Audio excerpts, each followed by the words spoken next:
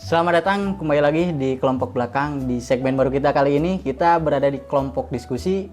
Kelompok diskusi ini adalah salah satu pembahasan kita terhadap diskusi yang menurut gue ini bisa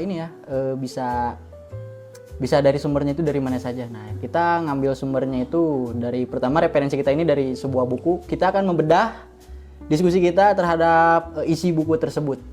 Nah, salah satu kita ditemani dari partner kita, salah satunya Bang Ardi. Terima kasih atas kedatangannya, Bang, menyempatkan waktunya. Walaupun sebenarnya kamu yang datang ke sini. Ya. Thank you banget, Bang. Kita di segmen baru kita kali ini kita mau ngebahas tentang, ya menurut gue ini orang-orang juga yang sering baca mungkin tahu nih bukunya. I see.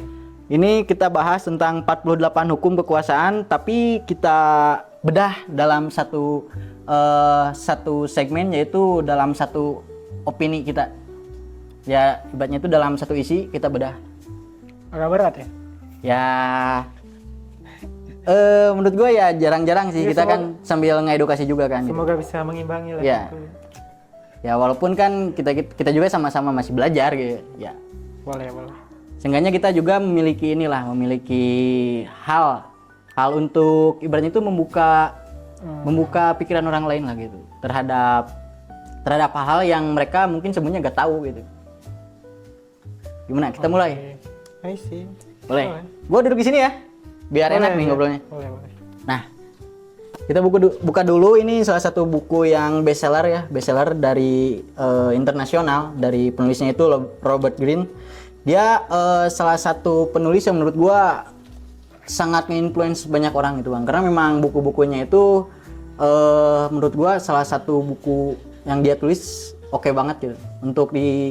Untuk terutamanya itu dipakai ke sehari-hari gitu. Itu kenapa gua suka lah gitu sama dia. Nah, kita masuk ke yang hukum pertama nih. Di sini hukum yang pertama ini menerangkan bahwa jangan pernah tampil lebih cemerlang dari atasan Anda. Gimana tuh, Bang? Jadi ini konteksnya gua harus punya opini atau Iya, kita beropini terhadap segmen tersebut. Poin tersebut lah gitu. Ya. Apa yang lu tangkap dan yang gua tangkap juga ya? Sebenarnya gini, atasan ini berarti bukan bos paling Bener. tinggi atau bos? Ya ibaratnya kan? bukan. Ya Bawahan bos terus kita bawahannya lagi. Iya, ya? gitu. Oke, I see. Aku sih sebenarnya nggak setuju sih. Kenapa tuh? Nggak setuju karena kan kita harus membahas dulu kenapa nggak boleh. Menurut lo kenapa kita nggak boleh dulu? Nanti baru bisa diurai kenapa kalau itu tuh nggak benar. Nggak benar gitu. Dari gua dulu tuh, dari lu dulu nih. Mending. Kalau gua sih sebenarnya setuju sih, Bang, kalau misalnya statement tersebut gitu. Karena apa? Karena kalau misalnya kita terlalu cemerlang dari atasan kita nanti malah risih gitu, Bang. Malah risih dalam tanda kutip, lu ibaratnya anak baru ataupun bawaan gua tahu apa lu tentang ini gitu. Lebih kayak gitu sih, Bang. Makanya kalau menurut gua itu kenapa relevan itu masuk ke gua, dikarenakan ya gua paham tentang struktur perusahaan itu kayak gimana gitu, Bang. Kita kan contohnya ya di perusahaan gua kan, di situ ada bos, ada manajer, ada kepala gitu. Kepala divisi, HRD, marketing dan lain-lain gitu. Nah, kalau misalnya kita terlalu cemerlang ataupun terlalu tampil gitu ya, terlalu tampil di, apalagi di tampilnya itu di para atasan kita tanpa kita dikasih panggung. Nah, itu menurut gua lebih ke ceroboh sih, Bang, kalau misalnya kayak gitu, Bang. Karena kita ibaratnya itu tampil tanpa dikasih panggung. Jadi nanti tanggapannya itu bukan timbul diskusi itu, ataupun ibaratnya itu membicarakan hal-hal yang diperlukan, tapi malah jadi lebih ke badut sih, Bang, kalau misalnya menurut gua, Bang. Kalau misalnya kita bicara ataupun tampil tanpa dikasih panggung gitu. Berarti bisa diambil kesimpulan kan masalahnya di orang. Jadi di atasan kita kan. Nah, ini tuh sebenarnya kalau hal ini terjadi berarti itu menunjukkan suatu suasana yang nggak stabil sebenarnya, suasana yang Nggak pas nyaman ya? gitu, Nggak nyaman. untuk kita bekerja. Nah sebenarnya hal ini tuh penting dalam, jadi kayak jangan bersinar itu istilahnya, kalau kita bersinar lebih dari atasan, kan di atas ada bosnya nih. Kalau kita bersinar itu seolah-olah kita melewati dia langsung gitu. melewati dia, Iya, langsung iya. ke bosnya. Ke bos gitu. gitu. Justru sebagai karir kita, bukan karir apa sih, sebagai apa yang mau kita tunjukin dari skill kita dan lain-lain, itu justru suatu yang bagus untuk tempat kita bekerja misalnya. Cuman di sini problemnya adalah ada orang. Jadi bukan sistem, istilahnya bukan aturan gitu. Tapi ada orang yang memang bermasalah di sini. Yaitu atasan yang tadi ini. Itu kan sifatnya bisa dari iri hati, dengki gitu. Gak mau tersaingi. Berarti ada suasana yang nggak benar dalam lingkungan kerja kita gitu. Nah, jadi menurut aku mah yang salah bukan segmen itu tadi, bukan statement dimana kita nggak boleh bersinar kan? Nah, justru atasan tuh nggak boleh gitu.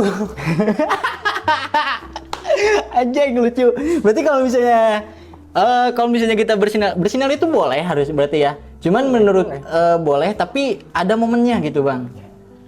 Gini kan kita punya tanggung jawab dalam pekerjaan.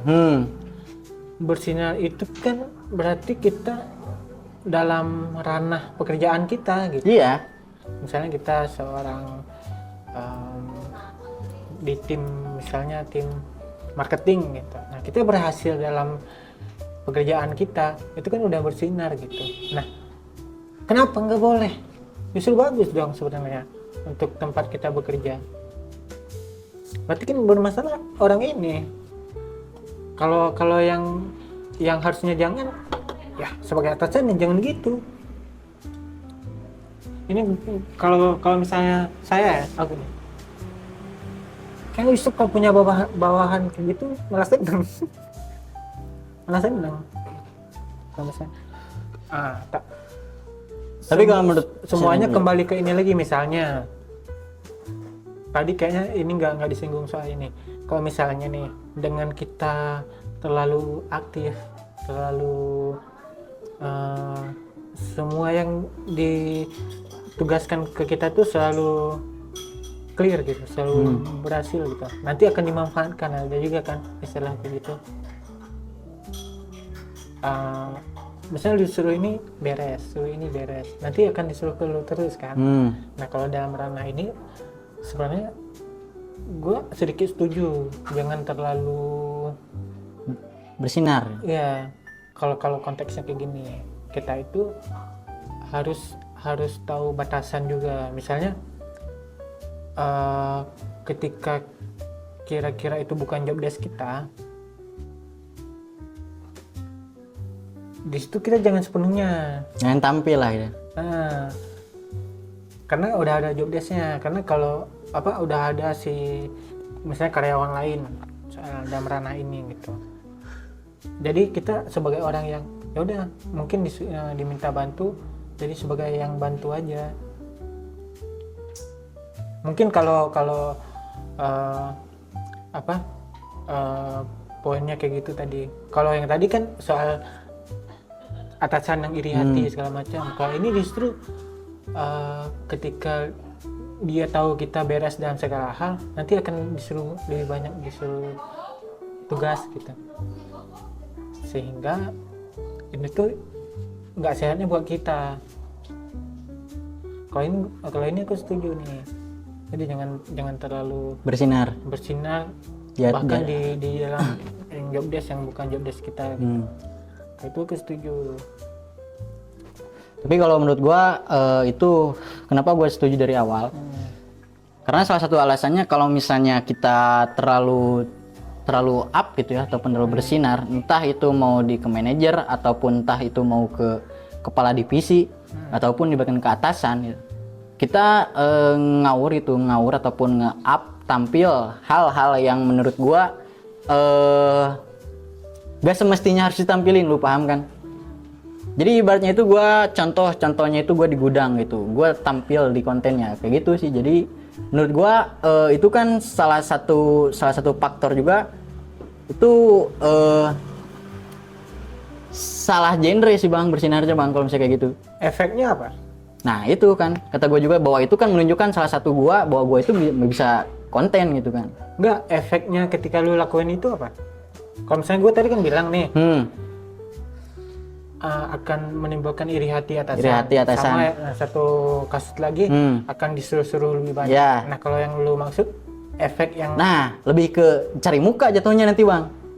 Berarti efeknya dipandang nggak bagus saja. Itu. Kalau ini gue justru malah lebih nggak setuju lagi karena ini terlalu nggak bisa dikontrol gitu. Kalau konteksnya kayak gini, justru malah kayak kalau ngomongin soal pandangan orang lain terhadap kita, justru ini malah nggak cuma di pekerjaan aja, sehingga kalau hal ini kita peduliin, kita justru nggak bisa, malah terbatasi dalam berbagai hal justru. Kalau kita gini, ntar orang melihatnya gini. Kalau misalnya untuk perihal ke orang, mungkin itu menurut gua bukan gak bakal jadi masalah. Ini kan soalnya berhubungannya dengan atasan kan. Gitu. Iya, menurut aku atasan itu juga orang. Itu juga orang. Iya. Harusnya, makanya yang aku bilang tadi, harusnya atasan yang jangan gitu. Masa ada bawahan yang lebih baik kerjaannya justru malah jadi masalah? Secara logika justru bagus dong. Di perusahaan kita ada banyak kerjaan nih.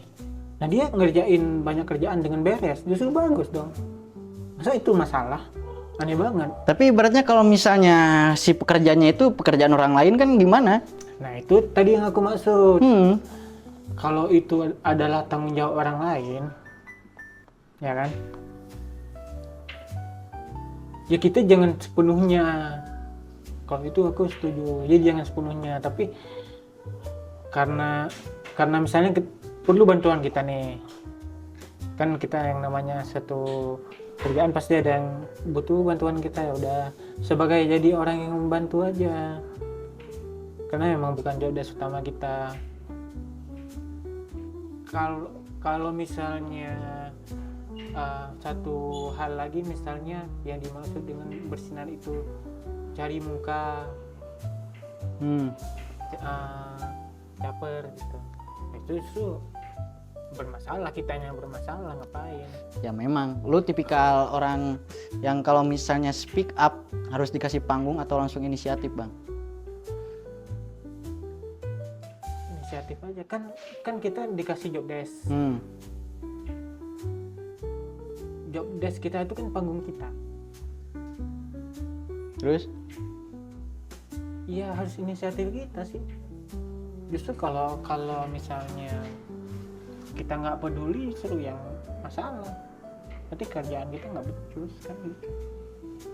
Karena aku gini, misalnya aku ngebayangin ada di posisi atasan gitu, punya bawahan nih.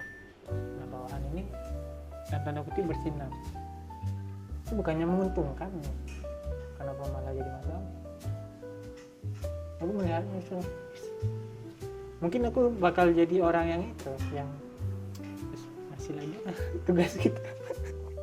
Anjing. Ketimbang iri hati, kenapa dia lebih bersinar, justru malah lebih kayak.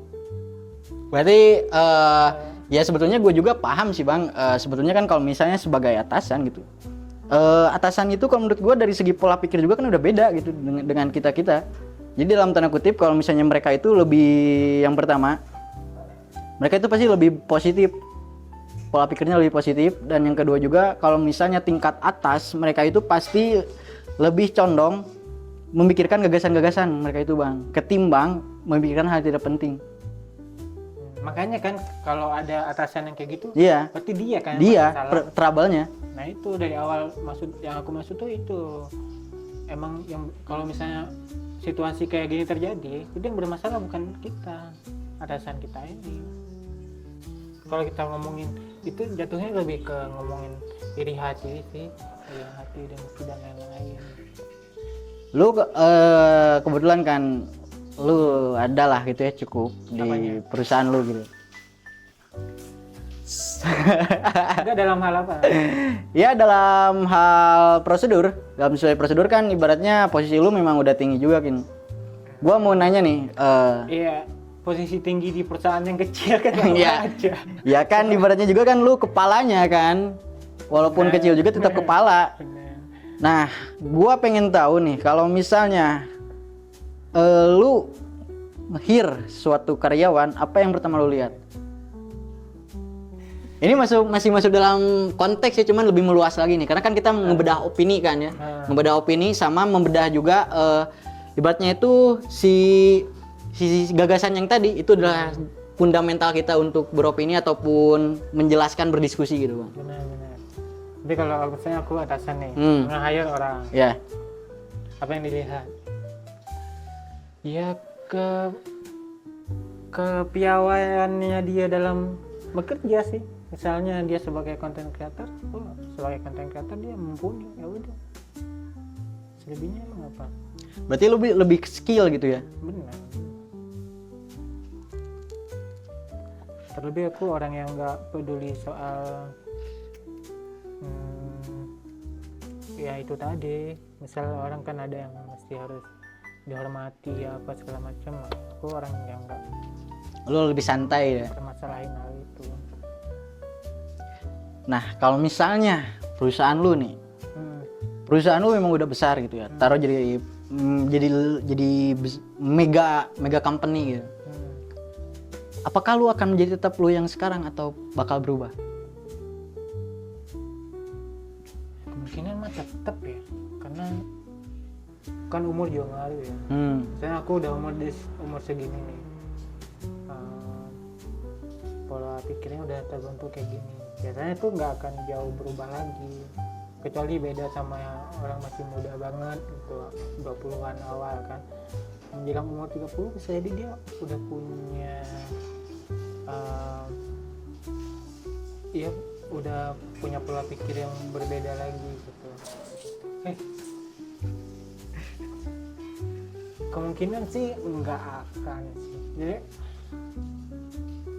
kucing misalnya nih perusahaannya gede,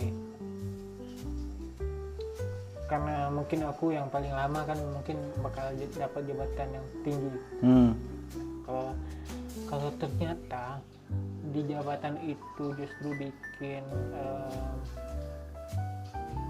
kenyamanan bekerjanya, misalnya aku nggak bisa menikmati dalam ranah kenyamanan, mungkin aku nggak akan memilih ada di posisi itu. Apa? Ya karena itu tadi, jadi nggak menikmati kan, jadinya malah toksik mental. Mending di posisi yang ini tetap senior tapi nggak terlalu berurusan sama bawahan gitu, mending aku akan memilih hal kayak gitu aja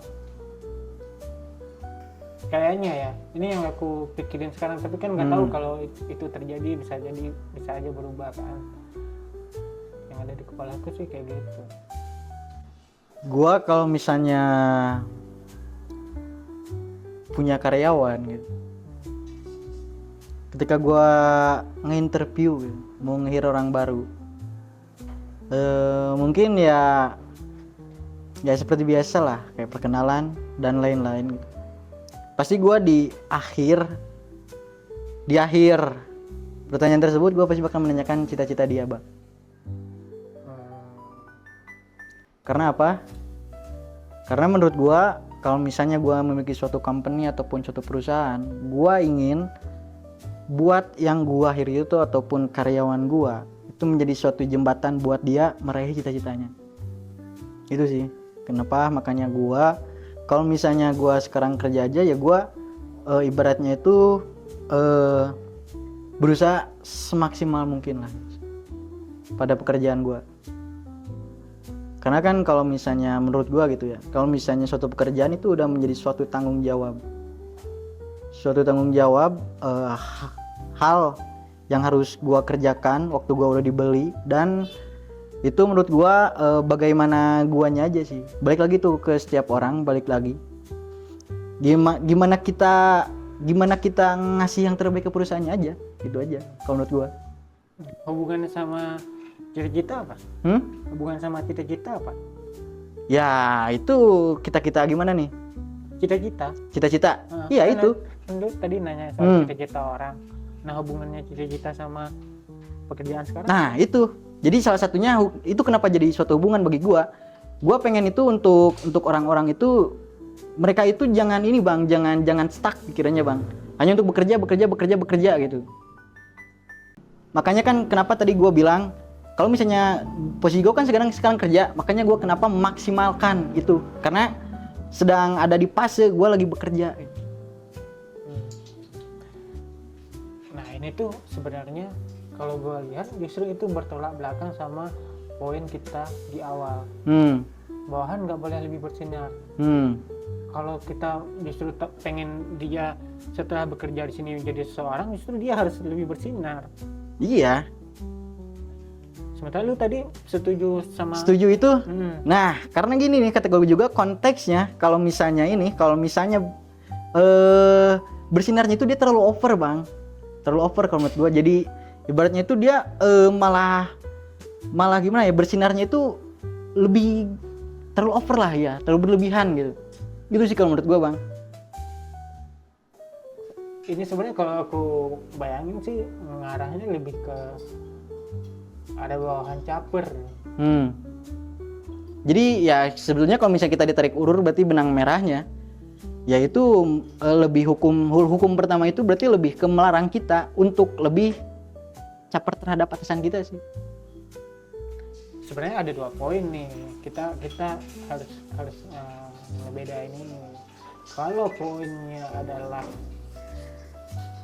bersinar dalam hal tanggung jawab dia dalam pekerjaan, justru bagus, kecuali yang kita maksudnya adalah dalam segi kelakuan. Nah gimana? Sebenarnya ini mah juga nggak bisa jadi apa ya, kalau kita ngomongin kelakuan justru jauh lebih nggak ada pakemnya lagi gitu.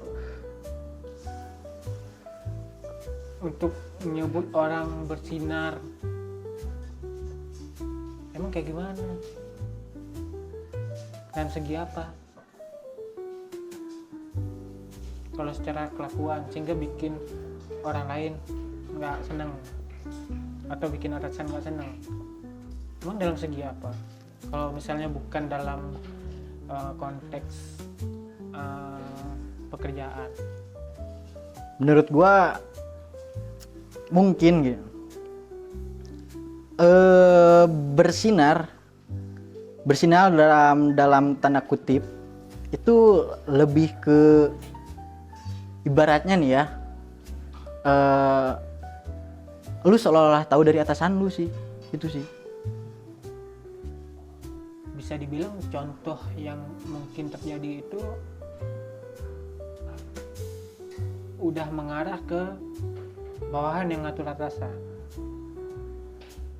Pak, aku tahu kayak gini nih. Gitu Gitu. maksud gua. Soalnya dari awal aku tuh mikir dia disebut bersinar itu karena dia berhasil dalam pekerjaan. Itu yang lu tangkap tadi pertama kali kan? Iya. Makanya justru bagus. Kenapa jadi masalah kan? Kalau gitu sebenarnya ya aku juga nggak sepakat sih. Mungkin karena aku sendiri nggak punya sifat kayak gitu kali ya. Kan orang itu kan biasanya yang mungkin secara kepribadian extrovert juga. Nah, terus mungkin dari kecil emang nggak pernah diperhatiin sama orang tua. Iya lagi. Nah, gue tuh justru kayaknya memang nggak punya sifat yang mengarah ke sana gitu. Basa-basi aja nggak suka. Ngapain peduli untuk hal kayak gitu. Capek kan. Terus ya itu maksudnya maksudnya aku dari kecil sampai sekarang itu ketika punya keluh kesah selalu ada tempat untuk dicurahkan gitu. Nggak pernah ada, kayaknya emang nggak punya sifat yang kayak tadi tuh caper dan lain-lain. Mungkin kalau di sini tuh aku sebenarnya nggak bisa ngebayangin berada di posisi si karyawannya sih. Paling ya itu kalau misalnya aku memposisikan diri ada di posisi atasan nih, ada karyawan kayak gitu misalnya ya. Misalnya aku ada di posisi kayak gitu, ada bawahan yang ya kayaknya dia tahu semua hal gitu ya, Tampil ya. tampil banget. Kalau aku bisa nggak ya menerima ada bawahan kayak gitu? Nggak masalah sih kayaknya. Hah? Nggak terlalu masalah. Gak terlalu masalah gitu. Selama dalam ranah kerjaan dia beres, jadi aku nggak terlalu masalah. Kayaknya aku emang nggak terlalu bermasalah sama etika manusia deh, siapapun bebas gitu. Anjing, santai kali kau ini bang. Soalnya aku ngebayangin pernah ada kan karyawan yang kayak gitu juga. Belum bukannya ada banyak sih bang. Iya, maksudnya di yang deket-deket sama aku kayaknya ada juga yang kayak gitu kan. Kita juga udah berapa kali ganti karyawan kan. Mungkin ada yang ya tapi nggak terlalu sih, tapi ya mungkin bisa jadi contoh lah. Gua tahu siapa anjing. Nah, tapi nggak masalah, sampai sekarang nggak masalah kayaknya. Tapi justru orang lain sih yang jadi masalah.